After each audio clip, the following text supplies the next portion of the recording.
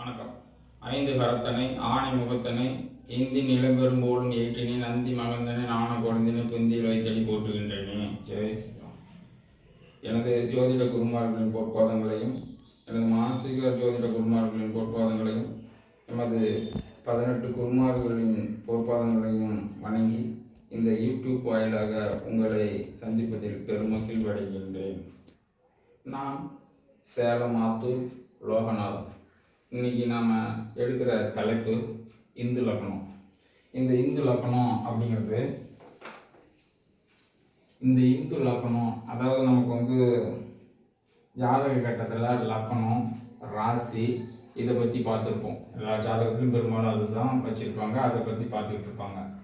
அந்த ஒவ்வொரு ஜாதகத்துலேயுமே இந்து லக்னம் அப்படின்னு ஒன்று இருக்குது. அந்த இந்து லக்கணத்தையும் கண்டுபிடிச்சு அந்த இந்து லக்கணாதிபதி யாருன்னு தெரிஞ்சு அவர் நம்ம லக்கணத்துக்கு கேந்திர திரிகோணத்தில் இருக்கிறாரா, லக்னாதிபதியோட தொடர்பில் இருக்கிறாரா அப்படின்னு பார்த்து அவருடைய திசாபுத்தி காலங்கள்லாம் நமக்கு சிறப்பாக இருக்கும், பொருளாதார ரீதியாக வளர்ச்சி அடைவாங்க அப்படிங்கிறதுக்காக அவங்கள பார்க்குறோம். அப்போ ஒரு கூலி வேலை செஞ்சுக்கிட்டு இருக்கவங்க அந்த இந்து லக்னாதிபதியோ அல்லது இந்து லக்கணத்தில் அமர்ந்த கிரகங்கள் திசாபுத்தி நடத்தும் போதோ அவர் முதலாளித்தன்மை அடைவார். அப்படிங்கிறது இந்த இந்து லக்கணத்தை முழுக்க சுப பலனையே செய்யக்கூடியது இந்து லக்கண அதிபதி. அந்த இந்து லக்கண அதிபதி லக்கணத்துக்கோ ராசிக்கோ மறையாமல் நீசம் பெறாமல் கெடாமல் இருந்து சுபமாக இருந்தால் அந்த ஜாதகம் மிக உயர்ந்த நிலைக்கு உயர்றாங்க. அப்போ அந்த மாதிரி ஜாதகங்கள் ஒரு 100ல் 1 1000ல் 1 வரும்.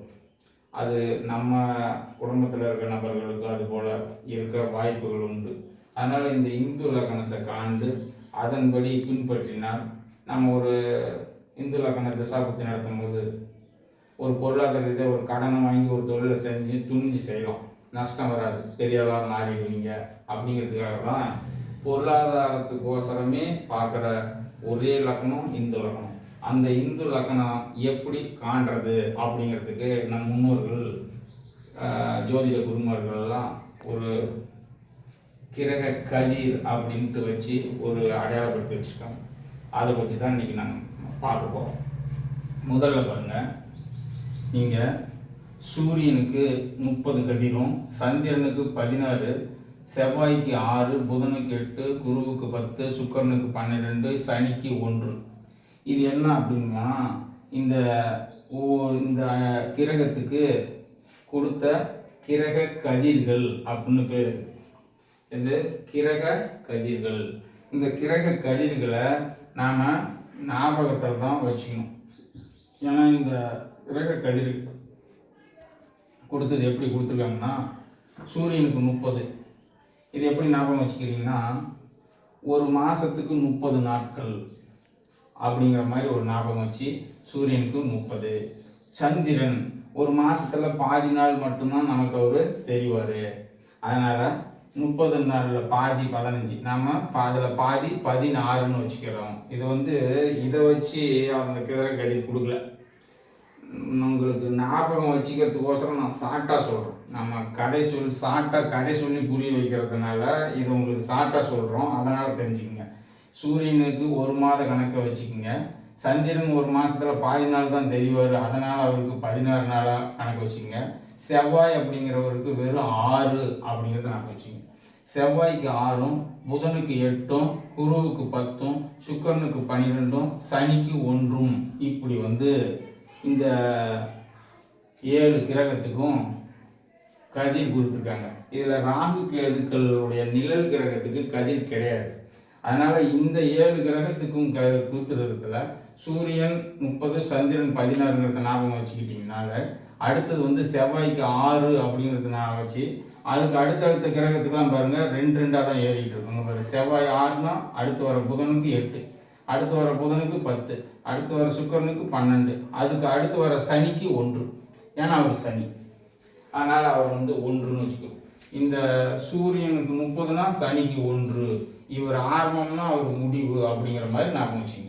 இந்த 1லேருந்து 30க்குள்ளே தான் இது அனைத்து கதிர்களும் அடங்கியிருக்கு அப்படிங்கிறத தெரிஞ்சுக்கிட்டு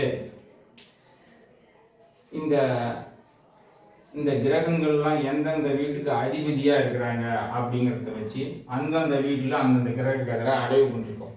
இப்போ இது மேச வீடு, மேச வீட்டுக்கு அதிபதி செவ்வாய். அந்த செவ்வாய்க்கு என்ன கொடுத்துருக்கோம்? 6 போட்டாச்சு.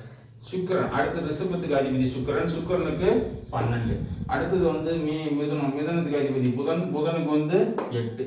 அடுத்தது சந்திரன் கடகம், சந்திரனுக்கு 14. அடுத்தது சிம்மம், சூரியனுக்கு 30.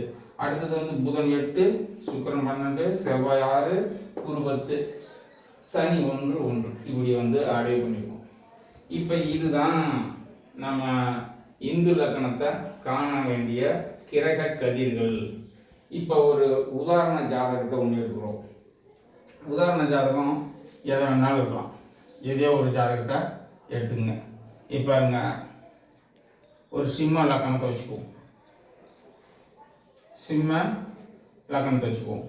இந்த சிம்ம லக்கணத்துக்கு ராசி அப்படின்னு பார்த்தோம்னா ஒரு ரிஷப ராசி வச்சுக்கோங்க. இங்கே வந்து சந்திரன் உட்காந்துருக்கார், இங்கே இருக்கார். சிம்ம லக்கணம், ரிஷப ராசி. இவங்களுக்கு எப்படி இந்த லக்கணத்தை காண்றது? இங்கே மற்ற இடத்துலலாம் கிரகங்கள் இருக்கும். இப்போ எவ்வளோ உங்கள் ஜாதகம் எல்லாமே இங்கே கிரகங்கள் இருக்கும். உங்களுக்கு எது லக்கணம் எது ராசிங்கிறது தெரியும். இந்த அடிப்படையில் இப்போ நாம் ஒரு சிம்பிளாக சொல்கிறதுக்கோசரம் லக்கணத்தையும் ராசியும் மட்டும் கணக்கெடுத்துருக்கோம். இப்போ இது எப்படி இங்கே பார்க்குறது அப்படின்னு பார்த்தோம்னா, இந்த லக்கணம் இருக்குல்ல, இந்த லக்கணத்திலேருந்து 9வது வீடு யார் வராங்க அப்படின்னு பார்ப்போம். 9னா என்ன? பாக்கியம். அப்போ பாக்கியத்தை நமக்கு ஒரு பாக்கியத்தை கொடுக்குற அமைப்பு யாருக்கு இருக்குது? 9ஆம் அதிபதிக்கு இருக்குது. அவர் தான் பாக்கியாதிபதி. அந்த பாக்கியாதிபதி நம்ம லக்கணத்தில் இருந்து 9வது வீடு. அந்த பாக்கியாதிபதிக்கு உடைய கிரகம் யார், அந்த கிரகத்துக்கு கொடுத்துருக்க கதிர் என்ன அப்படிங்கிறத தெரிஞ்சுக்கிட்டோம்னா அது போதும். பாருங்க, சிம்ம லக்கணம்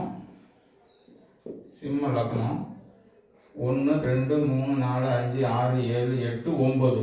பாருங்க, இது மேசம். இந்த மேசத்துக்கு அதிபதி செவ்வாய். செவ்வாய்க்கு அதிபதி கிரகம் எவ்வளவு? 6. பாருங்க, மேசத்தில் 6 இருக்கா.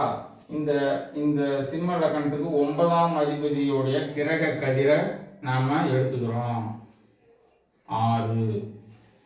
அதே மாதிரி இன்னொன்று நம்மளுடைய ராசிக்கு 9ஆம் அதிபதி எடுத்துக்கிறோம். இங்கே பாருங்க, ராசி 7 8 9. இது என்ன வீடு? மகர வீடு, சனியுடைய வீடு. சனிக்கு என்ன கொடுத்துருக்கோம்? கிரக கதிர் 1. அப்போ இதை எடுத்து 1 கூட்டு 7. அப்போ இந்த இடத்துல என்ன வருது? ஆன்சர் வந்து 7.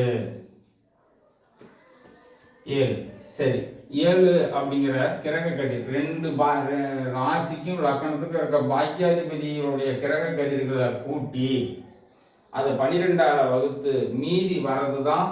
மீதி வர நம்பரை ராசியிலிருந்து எண்ணிக்கிட்டு வந்தீங்க எங்கே விழுதோ அதுதான் இந்த லக்கணம்.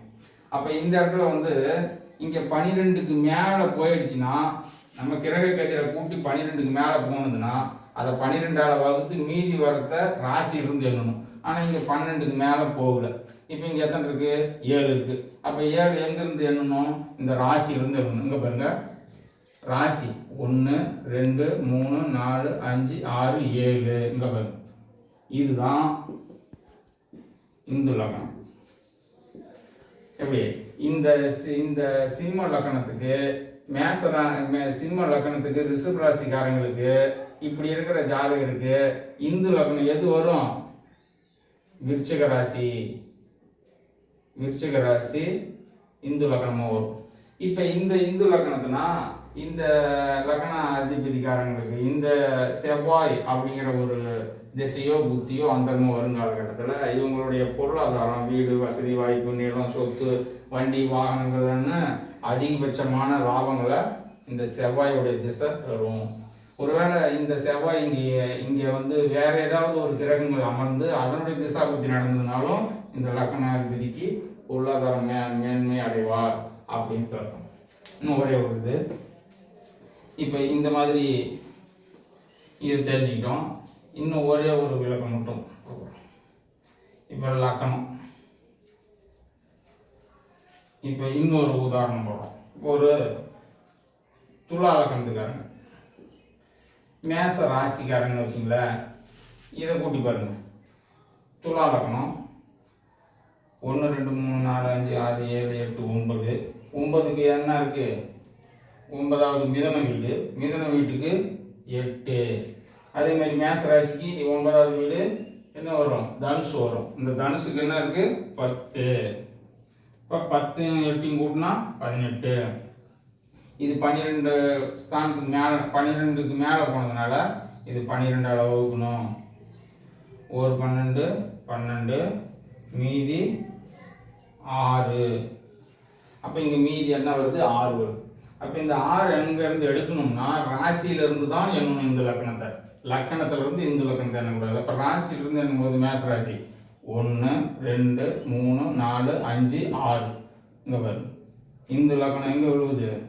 கன்னியில் விழுவுது.